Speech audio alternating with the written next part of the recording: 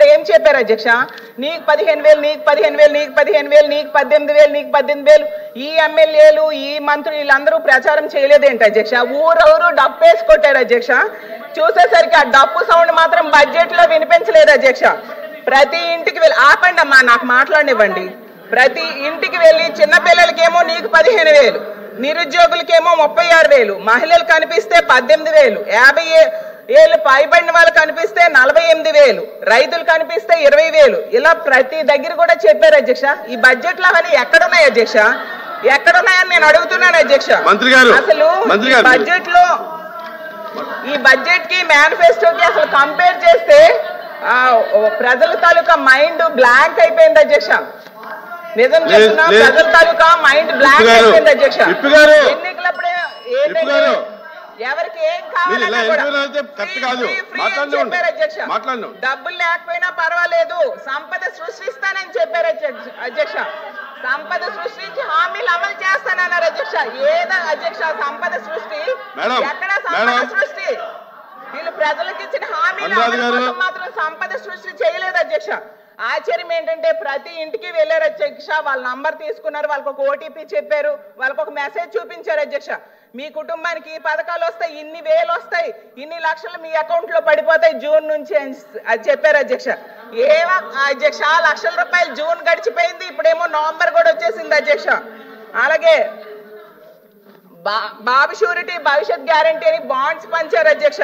ఆ బాండ్స్ ఇప్పుడు ఏం చేసుకోవాలి అధ్యక్ష? వాళ్ళు అసలు ఆ బాండ్స్ కి ఈ బడ్జెట్ కి ఏమైనా సంబంధం ఉందా అని నేను అడుగుతున్నాను అధ్యక్ష. అసలు వీళ్ళు మేనిఫెస్టోకి ప్రజాగలం 2024 అని పేరు పెట్టారు అధ్యక్ష. అసలు ప్రజాగలం కాస్త ప్రజాగరలంగా అయింది అధ్యక్ష. సూపర్ 6, సూపర్ చీట్స్ గా అయిపోయింది అధ్యక్ష. ఈ బడ్జెట్ చూస్తే మేనిఫెస్టో ఏమో మాయాఫెస్టో అయిపోయింది అధ్యక్ష. బాబు షూరిటీ భవిష్యత్ గ్యారంటీ అనేది బాబు షూరిటీ ఎన్నికల గ్యారంటీలా తయారు చేశారు అధ్యక్ష.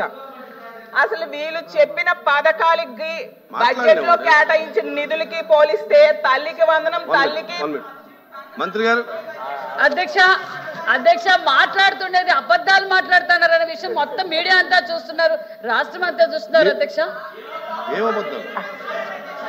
కాదు అధ్యక్ష, అసత్యాలు మాట్లాడుతున్నారు. మేము రాగానే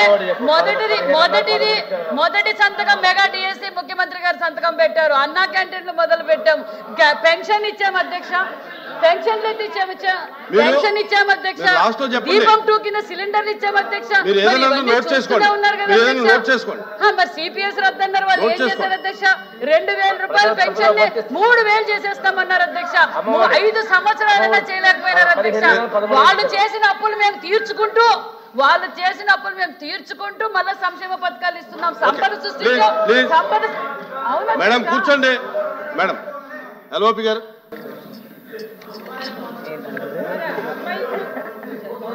కాంట్రవర్సీ లేకుండా మాట్లాడండి, బడ్జెట్ మీద మాట్లాడండి. టైంలో నాకు మాట్లాడనివ్వండి అధ్యక్ష. ఒకవేళ ఏమైనా వాళ్ళు చెప్పాలనుకుంటే నాది మాట్లాడేశాక ఇవి తప్పులు మాట్లాడానని నాకు చెప్పానండి అధ్యక్ష.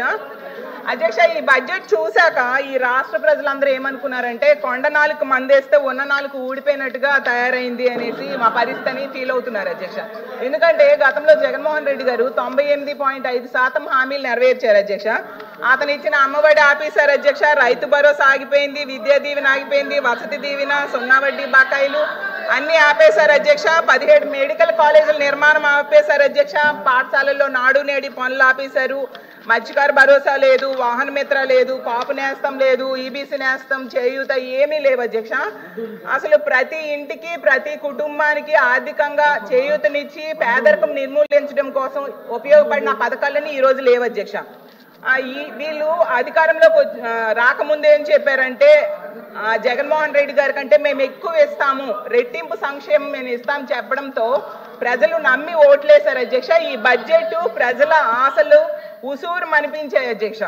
ఈ రోజు తీసుకుంటే వీళ్ళ మేనిఫెస్టోలో మొదటి హామీ అధ్యక్ష మనం చూస్తే యువగలం 20 లక్షలు ఉద్యోగాలు ఇస్తాము, లేదంటే నెలకి 3,000 రూపాయలు నిరుద్యోగ భృతి ఇస్తాము అని చెప్పారు అధ్యక్ష. 20 లక్షల ఉద్యోగాలంటే సంవత్సరంకి 4 లక్షల ఉద్యోగాలు ఇవ్వాలి అధ్యక్ష. ఇప్పటికీ 5 నెలలు 6 నెలలు అవుతుంది అధ్యక్ష, కనీసం ఒక్క ఉద్యోగం కూడా భర్తీ చేయలేదు అధ్యక్ష. వీళ్ళు డిఎస్సి నోటిఫికేషన్ 16,367 పోస్టులు ఇచ్చారు అధ్యక్ష.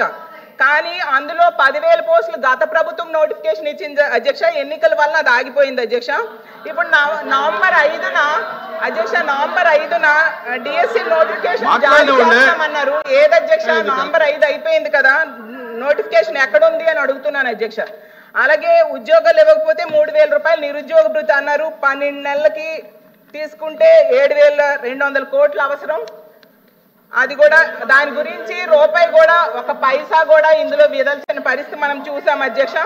Job calendar running commentary correct కాదు, క్యాలెండర్ ఎక్కడుంది అని నేను అడుగుతున్నాను అధ్యక్ష. అలాగే తీసుకుంటే వాలంటీర్లకి 5,000 నుంచి 10,000 చేస్తామన్నారు అధ్యక్ష. అంతకంటే ఇంకో ముఖ్యమైన విషయం చెప్తాను అధ్యక్ష. ఈ రాష్ట్రంలో ఉన్న ప్రభుత్వ ఉద్యోగుల పరిస్థితి మింగలేక కక్కలేక అన్న పరిస్థితిలో ఉంది అధ్యక్ష. ప్రభుత్వం అధికారంలోకి రాగానే 1వ నెల జీతం ఇస్తామన్నారు అధ్యక్ష. ఉద్యోగుల పరిస్థితి మింగలేక కక్కలేక అన్న పరిస్థితిగా ఉంది అధ్యక్ష. ఈ కూటమి ప్రభుత్వం అధికారంలోకి రాగానే 1వ నెల జీతం ఇస్తామన్నారు, అయ్యారు ప్రకటిస్తామన్నారు. ఆ మేనిఫెస్టోలో పెట్టినవే నేను చెప్తున్నాను అధ్యక్ష.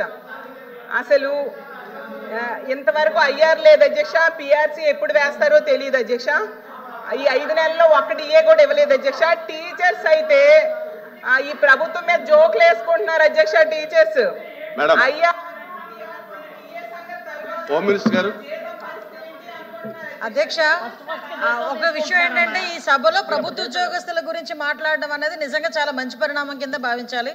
గౌరవ సభ్యురాలు కూడా ఆ టాపిక్ గురించి ఎత్తుతూ కొంచెం డైవర్ట్ అయినట్టున్నారు. ఒకటి విషయం ఏంటంటే లాస్ట్ ప్రభుత్వ ఉద్యోగస్తులు ప్యూన్ దగ్గర నుంచి ఐపీఎస్ ఐఏఎస్ ఆఫీసర్ వరకు ఎవరికి కూడా డిఏలు కానీ టీఏలు కానీ ఇంక్రిమెంట్లు కానీ పిఆర్సీలు కానీ ఏమీ లేవు అధ్యక్ష.